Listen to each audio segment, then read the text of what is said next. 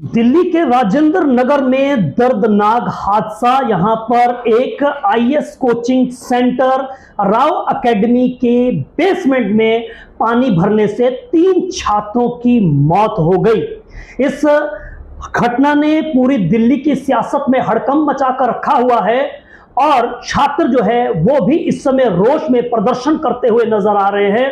लेकिन इस घटना की सबसे पहले अगर किसी शख्स ने जानकारी दी तो उस शख्स से मैं आज आपको मुखातिब करवाने जा रहा हूं। मेरे साथ राजेश भाटिया है जो कि राजेंद्र नगर विधानसभा के प्रत्याशी रहे भारतीय जनता पार्टी से और भारतीय जनता पार्टी के दिल्ली प्रदेश के पूर्व महामंत्री और यहाँ के निगम पार्षद भी। और यहाँ से जो है वो राजेश भाटिया मेरे साथ में हैं। राजेश भाटिया जी से बात करते हैं। भाटिया जी, बहुत दर्दनाक हादसा आपके इलाके के अंदर हुआ है। कल आप ही ने एक वीडियो बनाकर जो है वो पोस्ट की थी। क्या ये पूरा का पूरा आपको इस घटना के बारे में ये कब जानकारी मिली और क्या कहना चाहते हैं इस पर? देखिए, कल शाम को मैं अपने कार्यालय ही बैठा था जी, तो अचानक फायर ब्रिगेड की गाड़ी यहाँ से निकली। तो पहले एक गाड़ी निकली, फिर दूसरी गाड़ी निकली। ये कितने बजे की बात है? ये लगभग 7:30 पौने 8 बजे की बात है जी। तो मुझे, क्योंकि जिम्मेदार नागरिक के नाते मैं यहाँ का चुनाव नुमाइंदा भी रहा हूँ और मेरा ये जन्म स्थान भी है, तो मुझे चिंता हुई भी क्या बात होगी, 2 फायर ब्रिगेड की गाड़ी गई है।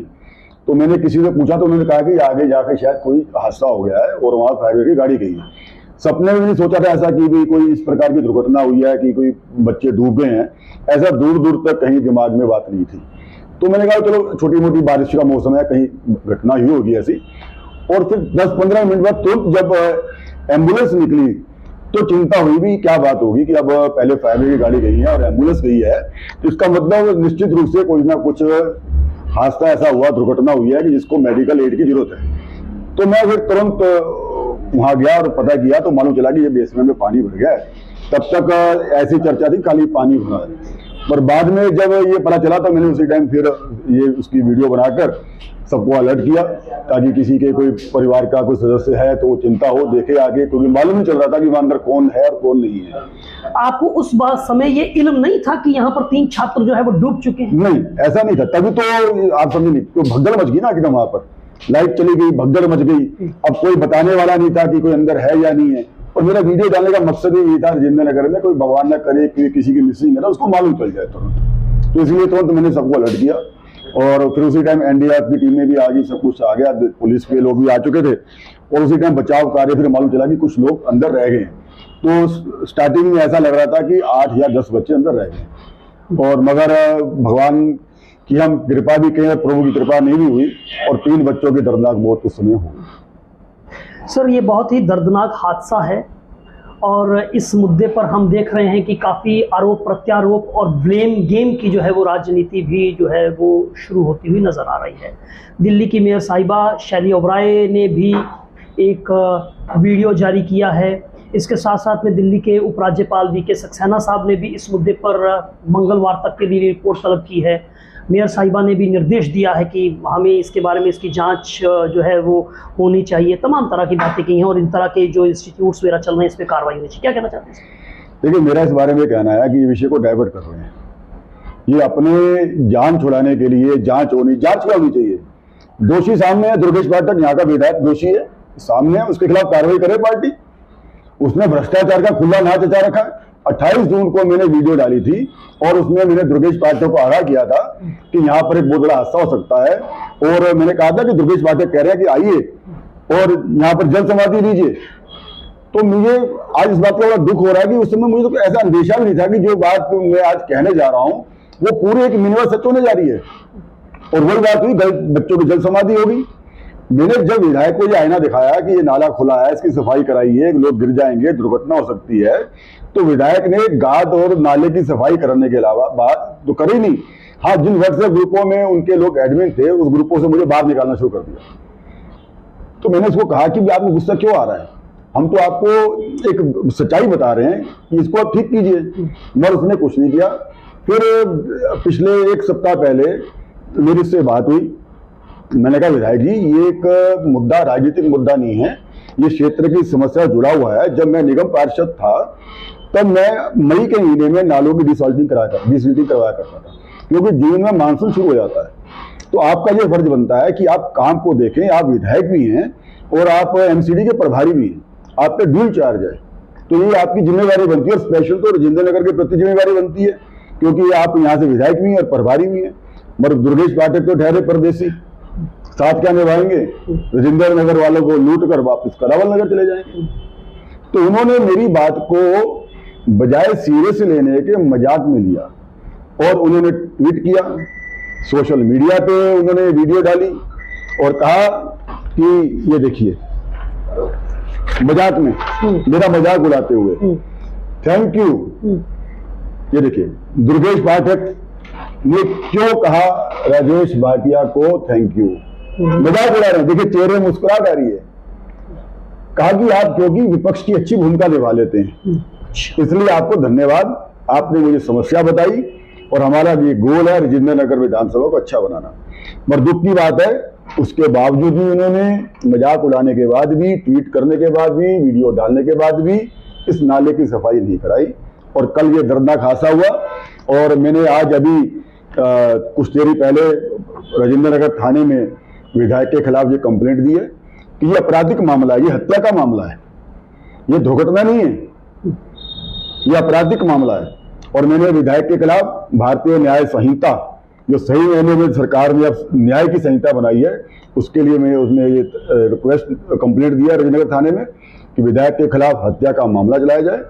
क्योंकि एक चीज होती है कि बंदे की जानकारी में न होना, एक चीज है कि उसकी ड्यूटी उसको निभाना, उसने अपनी ड्यूटी को निभाया नहीं, उसको जानकारी दी गई, उसने मजाक उड़ाया और उसके बावजूद काम नहीं किया, तो उसके खिलाफ डबल क्रिमिनल केस बनता है। आपने कहा ये हादसा नहीं है, ये हत्या है। आपने विधायक पर भ्रष्टाचार के आरोप भी लगाया है। कहाँ भ्रष्टाचार इस मुद्दे पर दिखाई देता है और क्या आपने हत्या का मुकदमा दर्ज करवाया है अभी?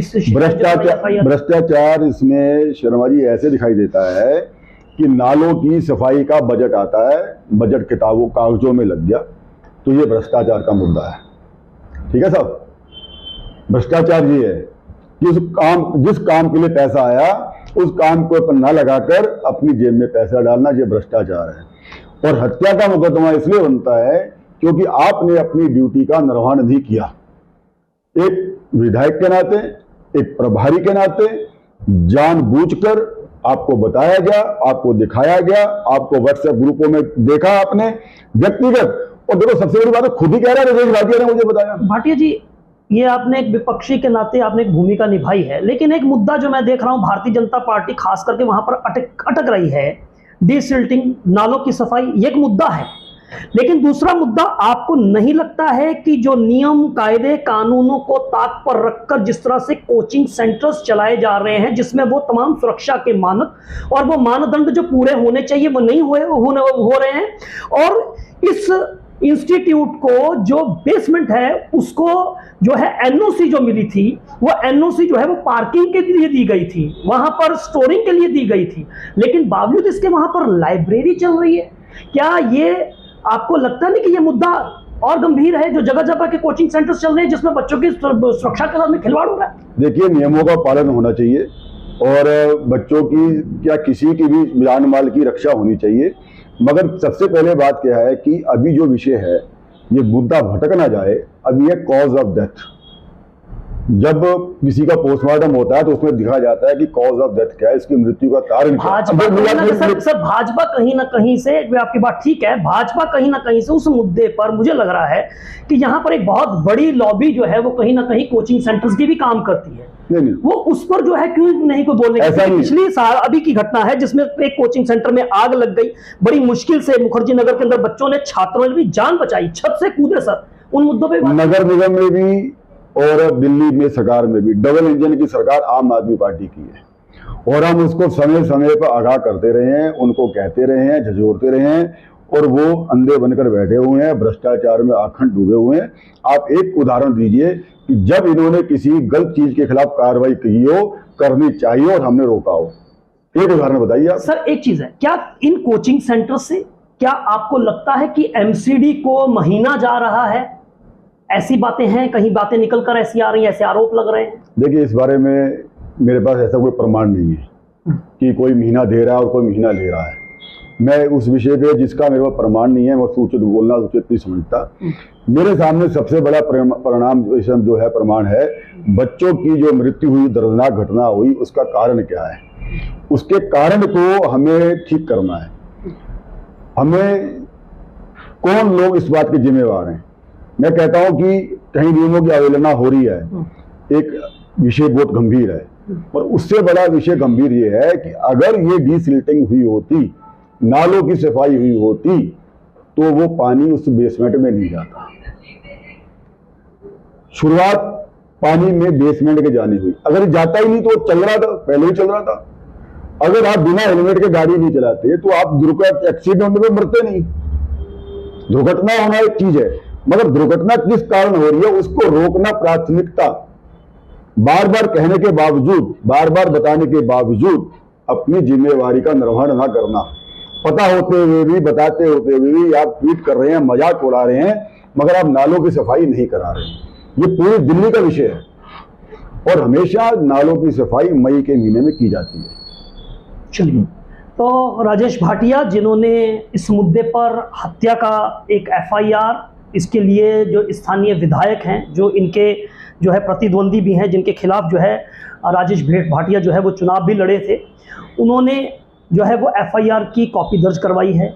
नालों की जो सफाई होनी चाहिए थी वो नहीं हुई है, और दुर्गेश पाठक न सिर्फ यहाँ के विधायक हैं, वो MCD के प्रभारी भी हैं। इसलिए वो कहते हैं कि ये इनकी दोहरी जिम्मेदारी है। घटना बहुत ही दर्दनाक है, हादसा नहीं, ये हत्या है, ये भी कहना है राजेश भाटिया का। अब देखना होगा कि हत्या का मुकदमा किस किस पर चलता है, किस किस को सज़ा मिलती है। लेकिन अफसोस इस बात का है कि सिस्टम में कभी भी किसी को जो है इस तरह से दोषी ठहरा कर जो है वो सज़ा नहीं मिलती है, और पीड़ितों को इंसाफ भी नहीं मिलता है। ये सिस्टम की जो है ये विडंबना है। Sandeep Sharma, NKM news.